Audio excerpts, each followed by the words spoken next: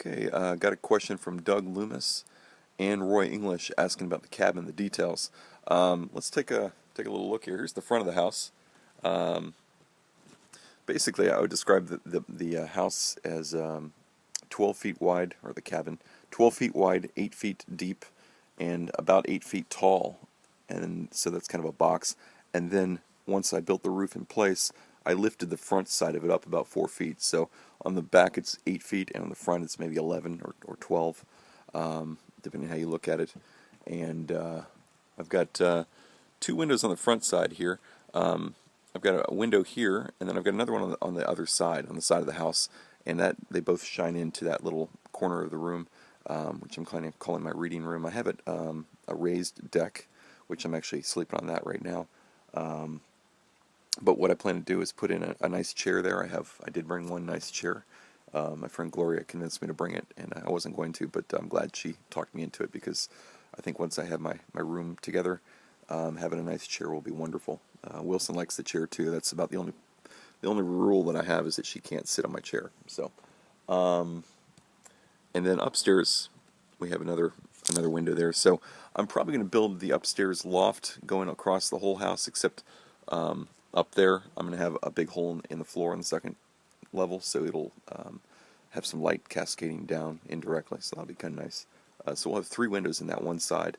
Also, I can climb out that window when the winter comes if I get snowed in, because that's probably 10, 12 feet high.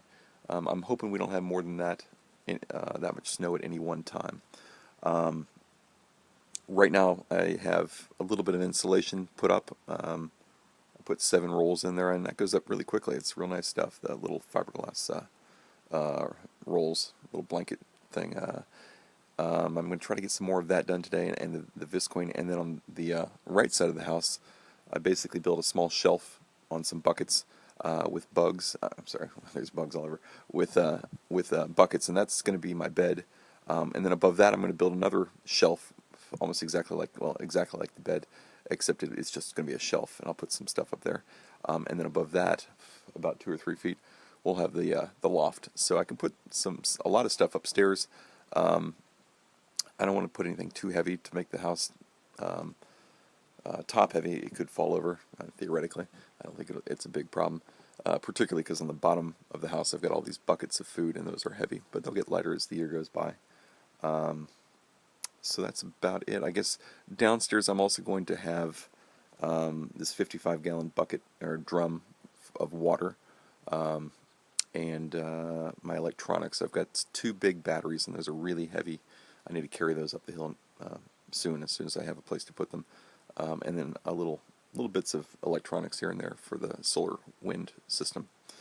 The whole house, basically, I'll show you the ground here.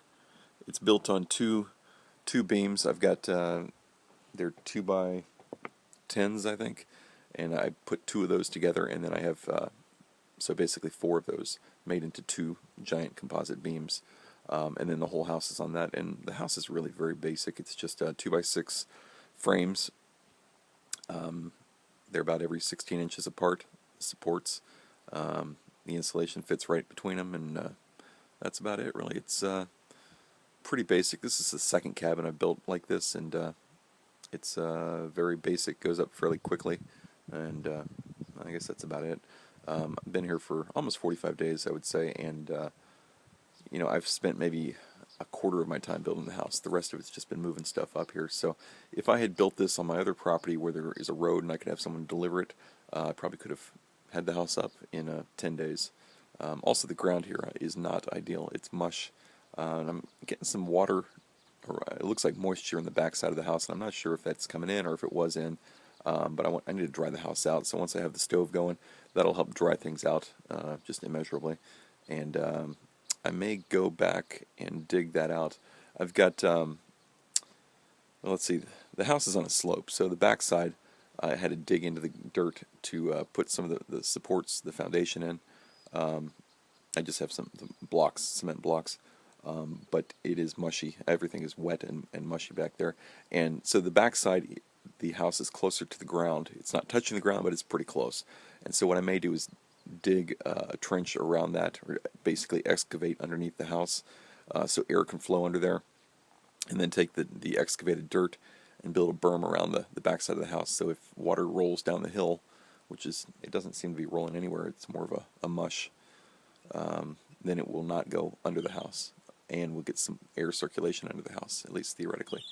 We're getting a lot of rain right now, but I understand that we actually get most of the rain, or heavy rains, start in October, and they just go all winter long. So I can't afford to have, part of my house wet, get mold and get sick out here. So that'd be bad. It doesn't look good for this house, going 20 or 30 years. But frankly, at this point, I don't care. I just want to get through the year, survive, and go from there. I think I'll be okay. So anyway, I'll add that to my to-do list. Good question.